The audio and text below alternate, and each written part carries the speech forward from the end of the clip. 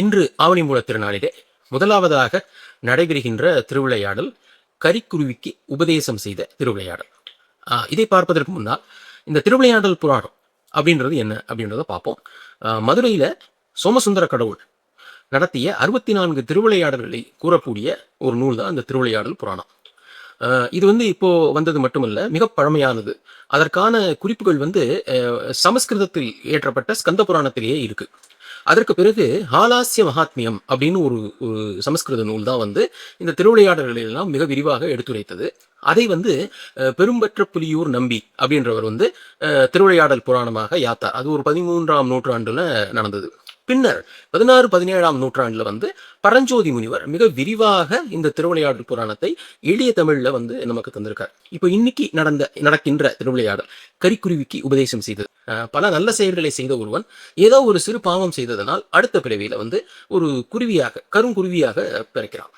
அந்த கருங்குருவிக்கு காக்களால் பல தொல்லைகள் நேர்கின்றன. ரொம்ப கஷ்டப்படுறது. அதனால பறந்து ஒரு மரத்துல மறைந்திருந்து தன்னுடைய நிலைமையை நினைத்து கொண்டு வருத்தப்பட்டு கொண்டிருக்கிறது. அப்போ அங்க சில யாத்ரீகர்கள்லாம் வராங்க, மதுரைக்கு போறவங்க. அவர்கள் இந்த மதுரையினுடைய பெருமை, சொக்கநாத பெருமானுடைய பெருமை, மீனாட்சி அம்மனுடைய பெருமை, அந்த தீர்த்தமான பொற்றாமரை குளத்தின் பெருமை, இதெல்லாம் அவங்க பேசுறாங்க. இதை கேட்ட அந்த கருங்குருவி சரி நம்ம மதுரைக்கே போய் சிவபெருமானிடம் தஞ்சமடையலாம் அப்படின்னு நினைச்சிட்டு அங்கிருந்து பறந்து ரொம்ப தூரமாக கடந்து மதுரைக்கு வருகிறது. மதுரைக்கு அந்த கோவிலின் அருகே உட்கார்ந்து கொண்டு சிவபெருமானியை சிந்தித்து வருகிறது. இதை பார்த்த உமையம்மை மீனாட்சி அம்மை சிவபெருமான்கிட்ட, இது என்ன இந்த குருவி ரொம்ப நாளா இங்கேயே உட்கார்ந்துருக்கு, இது என்ன அப்படின்னு கேட்ட உடனே சிவபெருமானுடைய வரலாற்றை சொல்லிவிட்டு அந்த குருவியை தன்னிடம் அழைத்து அதற்கு மிருத்யுஞ்சய மந்திரத்தை உபதேசித்தார் அப்படின்னு தான் நம்மளுடைய திருவிளையாடல் புராணத்துல அந்த பாடல் வருது.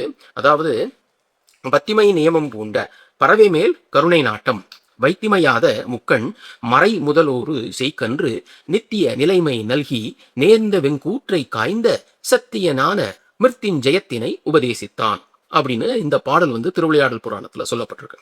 இப்போ இந்த மந்திர உபதேசத்தை கருங்குருவிக்கு செய்துவிட்டு அது என்ன வரம் வேண்டும்னு கேட்ட உடனே அந்த கருங்குருவி சொல்லுதான், என்னை எல்லாரும் எலியான் எலியான் என்றே நினைக்கிறார்கள், என்னுடைய பெயரையாவது வலியான்னு மாத்துங்க அப்படின்னு சொன்னதுனால அப்படியே ஆகட்டும்னு சொல்லி, அதனாலதான் அந்த குருவிகளுக்கு வலியான் குருவி அப்படின்னு பேர் வந்தது அப்படின்னு ஒரு கதை உண்டு. இப்போ இந்த திருவிளையாடலுடைய தத்துவம் என்ன அப்படின்னா இறைவன் எளிய உயிர்க்கும் இறங்கி அதற்கும் உயர்ந்த மந்திரங்களை சொல்லி தருவார்.